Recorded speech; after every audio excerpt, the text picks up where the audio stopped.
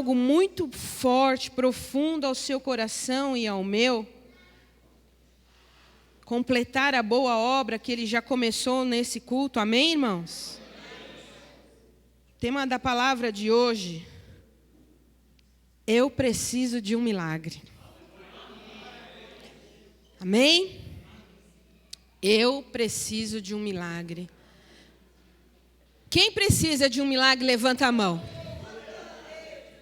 Então, essa palavra é para você. Amém? Eu preciso. Então, eu já fiquei maravilhada com a palavra, porque falei, Deus, o Senhor está falando comigo? Nem era para eu estar ministrando aqui hoje, irmãos. Mas o Espírito Santo torceu, contorceu, apertou. Eu falei, amém, Senhor. Sobre a tua palavra, sobre a obediência a ti, Deus. Amém? Às vezes a gente não precisa de um milagre diretamente para nós, mas a gente precisa de um milagre perto de nós, próximo a nós. Então, nós precisamos de um milagre. Vou fazer agora a pergunta novamente. Quem precisa de um milagre, levanta a mão. Todas as mãos erguidas aqui. Então, essa palavra é para todos nós, amém? Então, vamos orar para receber com o nosso coração, não um coração de pedra, mas um coração como uma terra fértil, que essa palavra vai cair, vai brotar, vai crescer e vai frutificar em nós. Amém? Senhor, em nome de Jesus, nós recebemos essa palavra. Nós sabemos que o Senhor quer falar conosco através dessa palavra. Então, Senhor, toma agora o nosso coração, nossa mente, que o Teu Espírito Santo fale conosco poderosamente, Deus.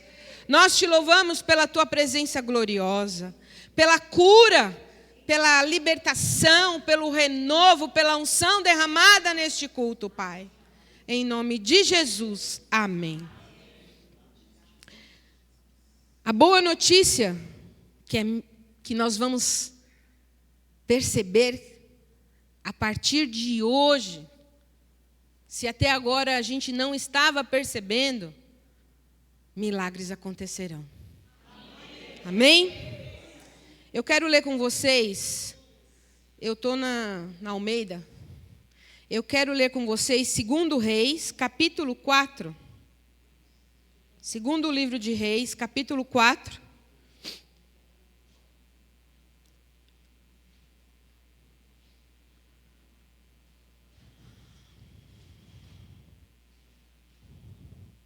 Vai ser a partir do versículo 8.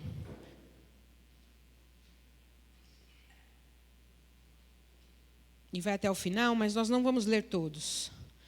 O que retrata esse texto, irmãos? Retrata de uma mulher sunamita que observava o profeta Eliseu passar sempre próximo à casa dela. E aí um dia, versículo 10, ela disse assim para o seu esposo: façamos-lhes, pois, um pequeno quarto sobre o muro e ponhamos-lhe ali uma cama, uma mesa, uma cadeira e um candeeiro. E há de ser que, quando ele vier a nós, se recolherá ali. Por que ela disse isso ao seu marido? Ela percebia que o Eliseu era um santo homem de Deus. E sucedeu então que ela fez isso e abrigou este homem. Então ele ficou tão grato, que chegou a ela e disse assim, versículo 13: eis que tu tens nos tratado com todo desvelo, ou tens nos tratado tão bem, tens nos acolhido tão bem, tens nos recebido tão bem. Que se há de fazer por ti? Haverá alguma coisa que se fale por ti ao rei ou ao chefe do exército? Ao que ela respondera: eu habito no meio do meu povo. Ou seja, ela disse: não precisa fazer nada. Não precisa fazer nada. O homem de Deus estava constrangido com tanto cuidado. Será que nós estamos constrangendo as pessoas ao nosso redor com nossas atitudes? Será que as nossas atitudes denotam que somos de Deus? Será que alguém olha para nós e fala, ali vai um homem de Deus, ali vai uma mulher de Deus? É para você ir pensando. Então, dissera ele, que se há de fazer por ela? E aí, o seu discípulo, o seu moço, Gease, disse, ora, ela não tem filho, e seu marido é velho. Não ter um filho naquela época era algo muito difícil, porque não se daria continuação à descendência, o nome. Então era algo difícil. Era até vergonhoso, humilhante. Lembra da história de Ana e Penina? Penina tinha vários filhos e Ana não tinha nenhum. E mesmo o marido amando a Ana e dizendo para ela, eu não sou para você tão bom, ela se sentia ainda assim, envergonhada, humilhada. E aí então, o profeta, versículo 15, chama. E ele a chamou e ela se pôs à porta.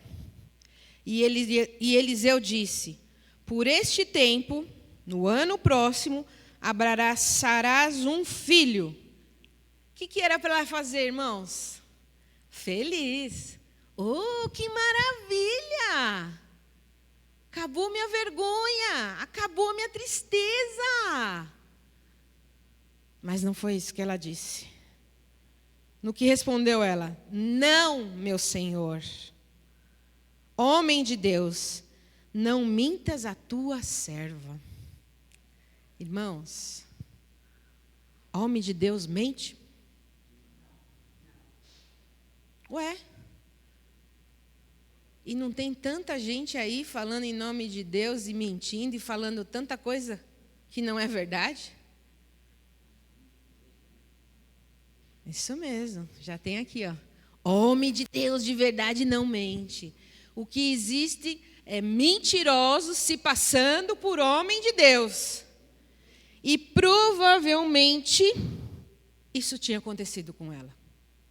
Alguém se passou por boca de Deus para ela e mentiu. Porque assim que ela recebeu a notícia, ela falou, não mintas, não mintas. Demonstra que ela já tinha tido alguma experiência com mentiras nessa área.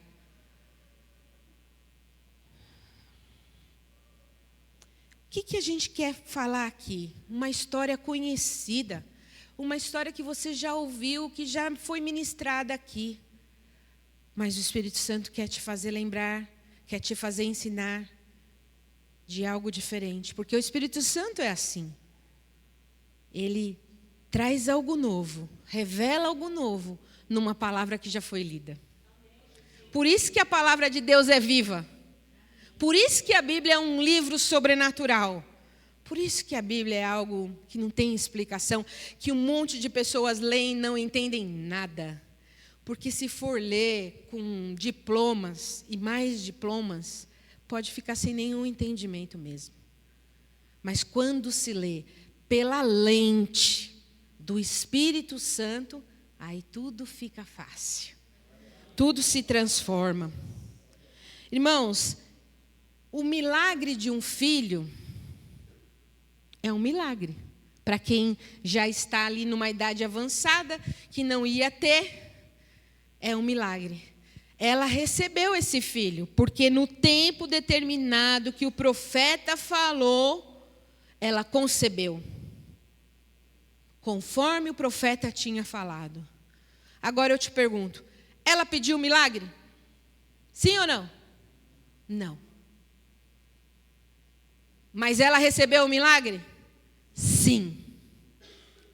Existem milagres na sua vida que você nem pede por eles, e eles acontecem. Por quê? Porque Deus manda esse milagre vir de encontro a você. Você nem pede por ele, mas ele acontece. E ela recebeu um milagre sem pedir. Ela recebeu um milagre até que ela negou, até que ela se apavorou, até que ela nem queria. Mas ela recebeu. Porque aqui diz a palavra. Mas a mulher, versículo 17, concebeu e deu à luz a um menino. No tempo determinado, no ano seguinte, como Eliseu dissera. O que eu quero te dizer aqui? Que quando Deus usa a boca de um homem para falar algo, Ele cumpre. Ele cumpre. Ele cumpre. Tem profeta de Deus na terra? Tem. Mas tem pessoas que se passam por falsos profetas. O que a Bíblia também nos adverte. Que haverá, havia e vai ainda haver todo o tempo falsos profetas. Tendo o menino crescido, saiu um dia para ter com seu pai, que estava com os segadores. Disse a seu pai: ai, minha cabeça, minha cabeça. Então ele disse ao moço: leva-o à sua mãe. E este o tomou e o levou à mãe. E o menino esteve sobre os joelhos dela até o meio-dia, e então morreu. Quando ela recebeu o menino, ela o pôs nos joelhos e ficou ali. A Bíblia não fala se ela orou, se ela pediu, mas ela ficou ali com o filho dela. Ela ficou lá, esperando que esse menino reagisse, que ele melhorasse, mas ele morreu. Quando você recebe uma má notícia, sabe o que você tem que fazer? Ir para o joelho. Põe teus problemas no joelho. A Bíblia diz que ela pôs o menino no joelho. Põe os teus problemas no joelho. Amém, igreja? Põe o que está morrendo no joelho. Põe o que está enfermo no joelho. Põe o que está difícil no joelho. Põe tudo no joelho, irmão. Amém? É por isso que nós oramos de joelhos aqui. Ah, pastor, mas eu não posso, tem um problema. Então, dobre o teu coração, já que você não pode dobrar os joelhos. Mas se dobre diante de Deus. Amém? O menino morreu. E o que ela fez? Ela subiu, deitou-o sobre a cama do homem de Deus e, fechando sobre ele a porta, saiu. Então chamou seu marido e disse: manda-me, peço-te, um dos teus moços com uma das jumentas, para que eu corra ao homem de Deus e volte. Disse ele: por que queres ter com ele hoje? Não é lua nova, nem sábado. E ela disse: tudo vai bem. Estava tudo bem, irmãos? O filho tinha morrido. Ela não falou nem para o pai do menino: olha, nosso filho morreu. Porque aqui, nesse momento, gerou dentro do coração dela uma expectativa por milagre. Uma expectativa por Deus vai fazer. Sabe o que você precisa aprender aqui? Tem certas coisas na tua vida que você não vai falar para ninguém, para ninguém. É só você e o teu Deus, mesmo.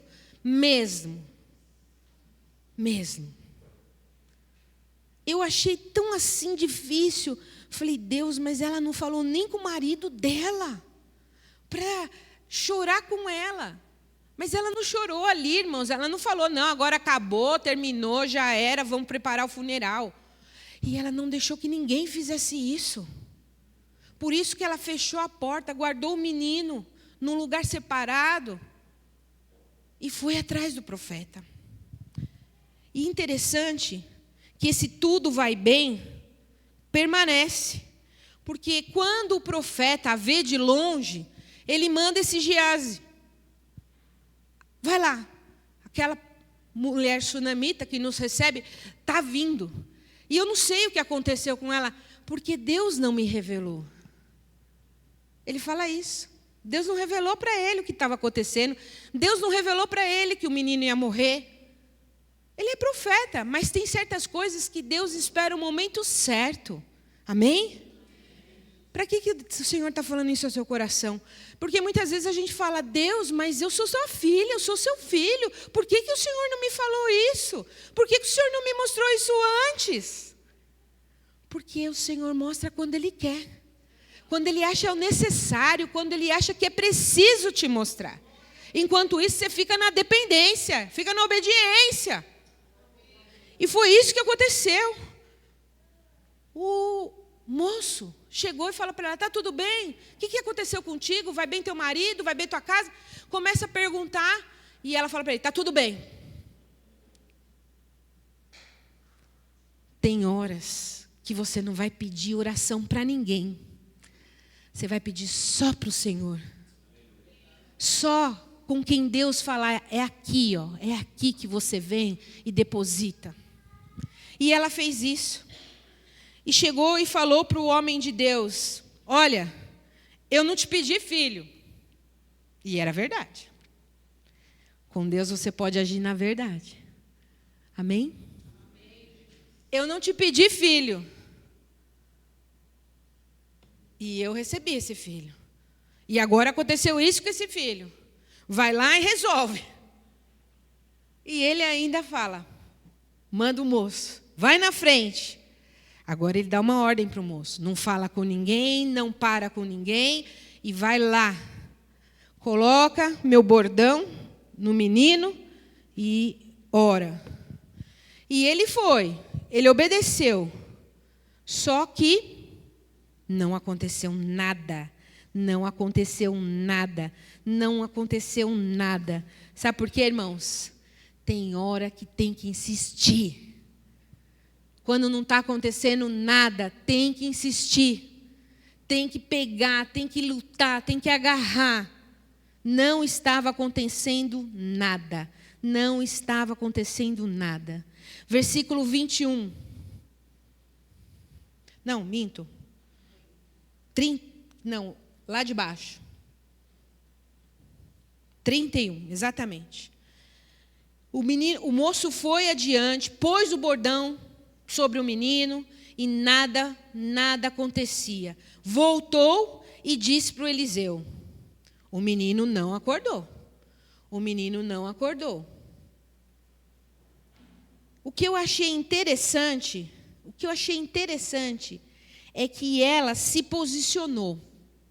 Enquanto estava essa expectativa de vai o menino lá orar e Eliseu fica esperando, ela fala para Eliseu mais ou menos assim, nas minhas palavras. Eu não saio daqui enquanto você não for lá, enquanto você não resolver.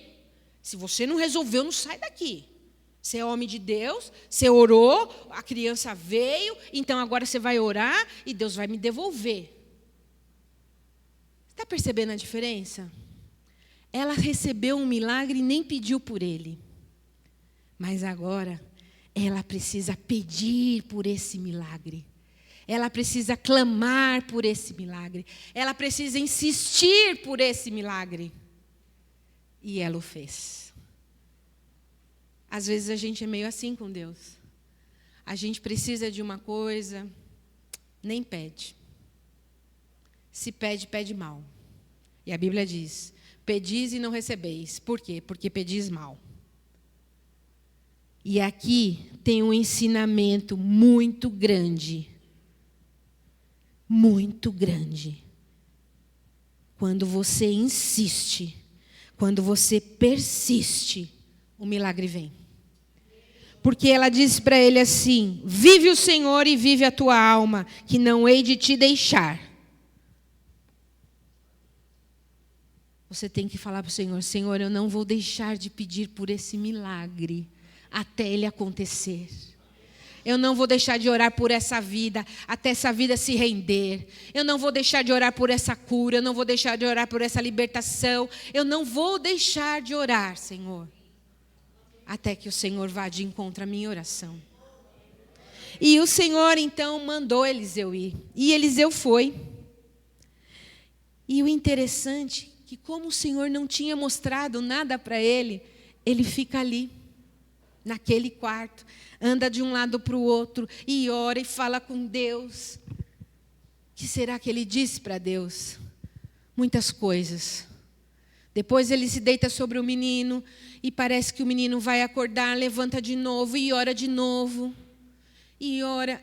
A Bíblia não diz quanto tempo ele ficou nesse processo de oração. Mas não foi assim. Menino, levanta e anda. Não foi. Foi um processo. Foi um tempo.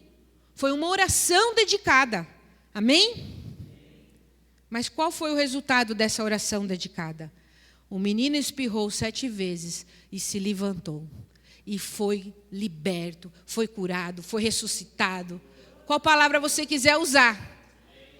Mas ele foi. Por quê? Porque houve uma mãe que se moveu pelo milagre. Se o primeiro milagre ela nem se moveu, o segundo ela teve que se mover e muito. Amém? Então, milagre, a gente não explica milagre, né? Não é assim que as pessoas falam? Milagre a gente não explica, a gente vive. Mas a gente pode sim falar sobre milagre. Por quê? Porque tem um milagre de tudo que é tipo. Você vai falar assim, nossa, esse milagre de ressurreição é uma bênção. Mas eu estou vivendo uma situação que não é assim extrema, sabe? Não é uma situação de vida ou morte, mas é uma situação de milagre. Então, volta um pouquinho aí. 2 Reis 2. Volta um pouquinho aí. 2 Reis 2, capítulo 2. O versículo é o 19. Os homens da cidade disseram a Eliseu: eis que a situação desta cidade é agradável, como vê o meu senhor. Porém, as águas são péssimas e a terra é estéril. E ele disse: trazei-me um jarro novo e ponde nele sal. E lhe o trouxeram. Então, saiu ele ao manancial das águas, e deitando sal nele, disse: assim diz o Senhor, sarei estas águas, não mais sairá delas morte e nem esterilidade. E aquelas águas ficarão sãs até o dia de hoje, conforme a palavra que Eliseu disse. Amém? Sob a palavra do Senhor, na boca do Eliseu, águas imundas, que causavam esterilidade na terra, foram curadas. Para trazer o quê, irmãos? Para trazer abundância, para trazer muita coisa. Aí você pode dizer, tá bom, abundância, muita coisa, mas o meu problema é esse aqui, ó. Faz assim, quem tem um probleminha assim, ó, faz assim, ó. Ah, que bom, né? Não tem muita gente aqui que tem probleminha assim. Glória a Deus, glória a Deus. Mas esse probleminha aqui, ó, também tem milagre para ele. Amém, igreja? Volta lá no capítulo 4, versículo 1. Ora, uma mulher dentre as mulheres dos filhos dos profetas clamou a Eliseu dizendo: meu marido, teu servo, morreu, e tu sabes o que o teu servo temia ao Senhor. Agora, acaba de chegar o credor para levar-me os meus filhos para serem escravos. Eita! O homem morreu, a mulher ficou viúva e as dívidas se acumularam. Chegou o credor. Nessa época aqui, irmãos, mais difícil que hoje. Os credores hoje incomodam, ligam várias vezes, importunam, vai, fala, cobra, tal. Mas ninguém vai tirar seu filho para ficar como escravo. Ninguém vai tomar o seu filho para ser escravo, para pagar dívida. Mas aqui era assim. Já pensou que situação? Pense a situação. Se você sabe o que é uma dívida, uma falta de dinheiro, uma agonia para pagar, você sabe o que é isso? Você vai imaginar a agonia dessa mulher. Ela estava endividada, ela não tinha de onde tirar. E pela lei, pelo certo, ela ia ter que pagar com a vida dos filhos. Pode falar, misericórdia. Misericórdia. Nessa situação, só milagre, né? Na tua situação, só milagre, né? Mas Deus faz. Perguntou-lhe Eliseu: que hei de te fazer? Dize-me o que tu tens em tua casa. E ela disse: tua serva não tem nada em casa, senão uma botija de azeite. Disse-lhe ele: vai, pede emprestado vasilhas a todos os teus vizinhos, vasilhas vazias. E o detalhe, não poucas, muitas, muitas.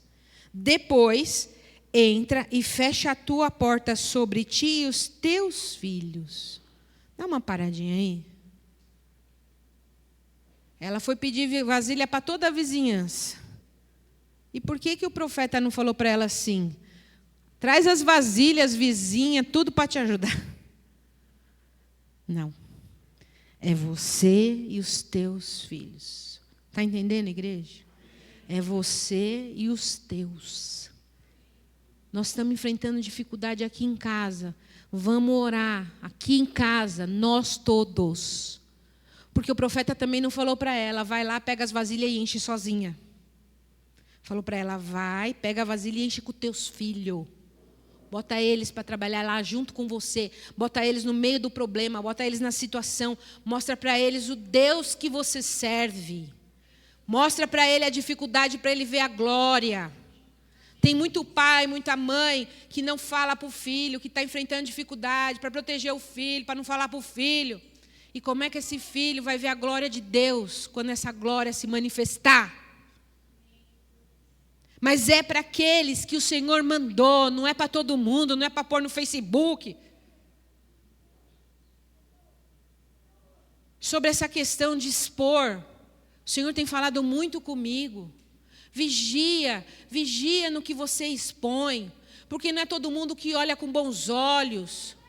Não é todo mundo que está admirando a sua vitória, e nem é todo mundo que está tendo pena de você na tua luta. Mas é muita gente que está vendo para te criticar, para te questionar, para falar, para lançar palavras a seu respeito. E a Bíblia sempre manda: vigia, guarda, entra na tua casa, fecha a tua porta, ora em secreto. E tem gente que faz exatamente o contrário. Pede e não recebe, porque pede mal. Depois entra com os teus filhos, deposita azeite em todas as vasilhas. Em todas as vasilhas. E foi o que ela fez. Quando as vasilhas foram cheias, que não tinha mais nenhuma vasilha para encher, o azeite parou. Amém? Sabe o que eu aprendo aqui? Que o azeite vai jorrar enquanto tiver vaso para encher. A gente está vendo o Espírito Santo ser derramado na igreja. Enquanto tiver vaso para ser cheio, esse Espírito não vai parar. Tem gente que fala assim: será que vai parar esse mover do Espírito? Enquanto tiver vaso para ser cheio, não vai parar. Não vai parar, não vai parar.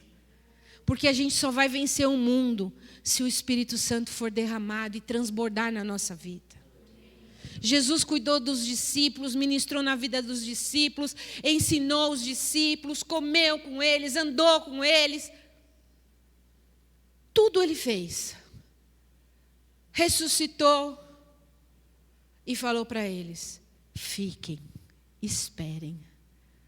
Vocês só podem sair para falar, só podem sair para alargar, para aumentar o reino de Deus na terra, quando vocês forem revestidos de poder. Amém? Então, se o Senhor não estiver te revestindo, não adianta você ir na tua força. não dá certo.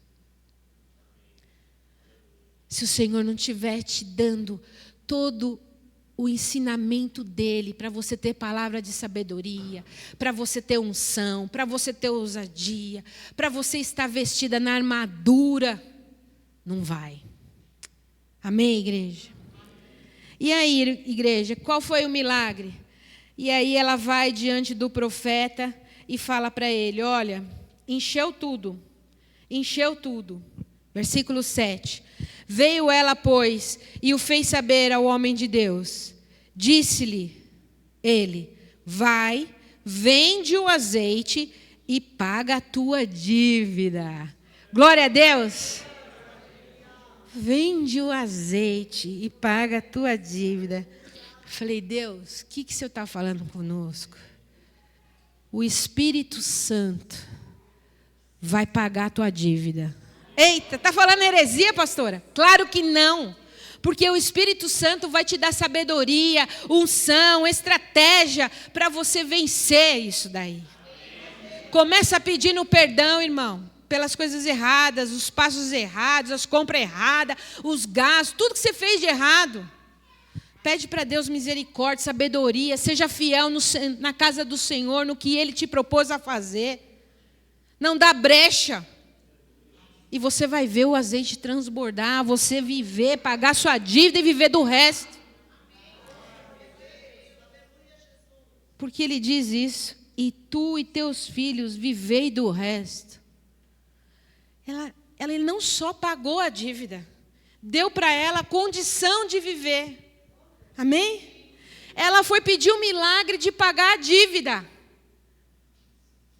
E recebeu ainda um segundo milagre, que era a condição de viver. Amém? Glória a Deus por isso. Deus é muito bom, Deus é muito bom. Deus é muito bom.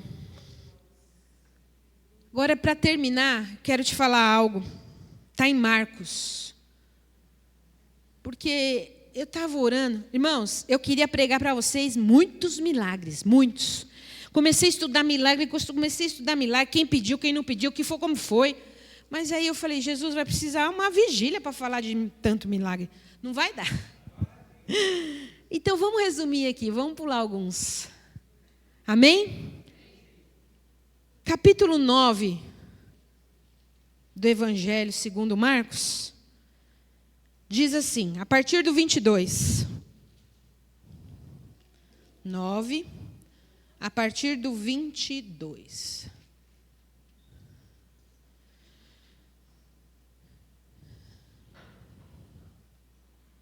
Esse capítulo 9 é o capítulo que antecede, né? Quando Jesus está orando, clamando, antes dele ser crucificado. Então, nesse capítulo aí, houve uma cura muito especial de um menino possesso. Capítulo 9, 22. Diz assim, vou ler a partir do 21. E perguntou Jesus ao pai dele, há quanto tempo sucede isso? Há quanto tempo o menino estava endemoniado, convulsionando, tendo um monte de coisa lá, se virando, revirando? Aí o pai responde no 22. Desde a infância. E muitas vezes o tem lançado no fogo e na água para o destruir. Então, esse jovenzinho, ele era atormentado, endemoniado há muito tempo. Ninguém podia fazer nada. Ninguém. Nem os discípulos conseguiram expulsar. Aí o pai diz assim para Jesus. Olha que interessante essa frase. Se podes fazer alguma coisa, tem compaixão de nós e ajuda-nos. Parece até uma afronta, né? Ele ir para Jesus, fala a situação e fala para Jesus, se podes fazer alguma coisa. Ao que lhe disse Jesus. Eu amo Jesus porque ele tem resposta para tudo. Para tudo Jesus tem resposta. Jesus olhou, se podes? Como assim? Como é que você chega para mim, para me pedir um milagre e fala para mim se eu posso fazer? Não parece engraçado? É engraçado para você que não está na pele do homem lá, que estava vendo aquele menino sendo jogado para lá e para cá e ninguém podia fazer nada. Ninguém conseguia fazer nada.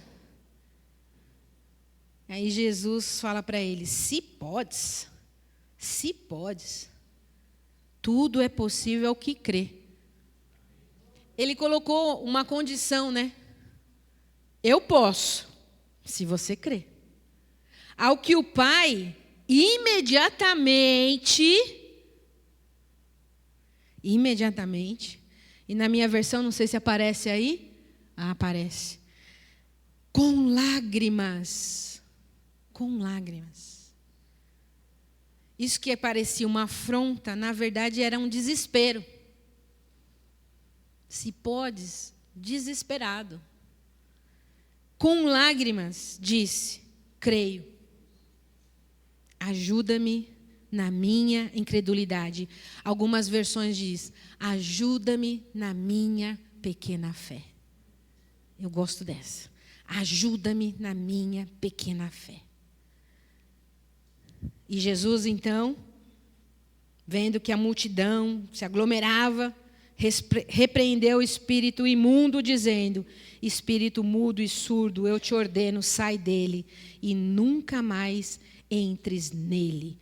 E ele, gritando e agitando muito, saiu, e ficou o menino como morto, de modo que a maior parte dizia, morreu. Você está imaginando o cenário? Está imaginando? O demônio se bateu tanto dentro daquela vida, que quando saiu, deixou quase parecendo um morto, de tanto que judiou. Mas Jesus, tomando-o pela mão, o ergueu e ele ficou em pé. Amém? Queridos, o que eu quero te dizer aqui? Esse pai foi buscar um milagre para o filho. Um milagre nada fácil. Um milagre que ele já tinha batido, e a porta não tinha se abrido. Ele bateu pedindo ajuda para os discípulos, não tinha sido vitorioso com isso. Foi até Jesus, não soube nem falar com Jesus, não soube nem pedir para Jesus direito. Ao que Jesus lhe perguntou se ele tinha fé para ver esse milagre acontecer. Eu achei bonito isso. Achei lindo isso. Porque às vezes a nossa fé também parece que não está suficiente para a gente ver o milagre acontecer. Ao que ele foi verdadeiro. Ajuda-me na minha pequena fé. E desde que o Espírito Santo falou ao meu coração sobre esse texto, dessa maneira, toda vez que eu vou orar e pedir para Deus algo, eu falo, Senhor, me ajuda na minha pequena fé, porque eu não sei se a minha fé está te agradando do jeito que precisa. Então, ajuda, Deus. Então, irmãos, milagre se explica assim. E milagre se vive sim. E o que o Senhor quer para você nesse ano é que você viva milagres. Que você creia em milagres. Que você declare milagres. Que você ore por milagres. Amém? Que essa chama esteja dentro de você. Que você insista, como a sunamita insistiu. Que você até diga pela fé que tudo está bem. Porque você crê que vai ficar bem, não da boca para fora. Porque ela creu. Ela não deixou ninguém enterrar o filho dela. Ela não deixou ninguém saber que o filho dela estava morto. A não ser o homem de Deus, que podia ali operar ali, através da fé, um milagre. Então não conta para as pessoas o seu problema, as pessoas que vão enterrar você e o seu problema junto. Pede para Deus pessoas que você pode confiar. Pessoas que sejam homens e mulheres de Deus, de verdade, que ore com você, que vai orar pela sua botija transbordar, e você pagar suas dívidas, ainda viver do que sobrar. Amém?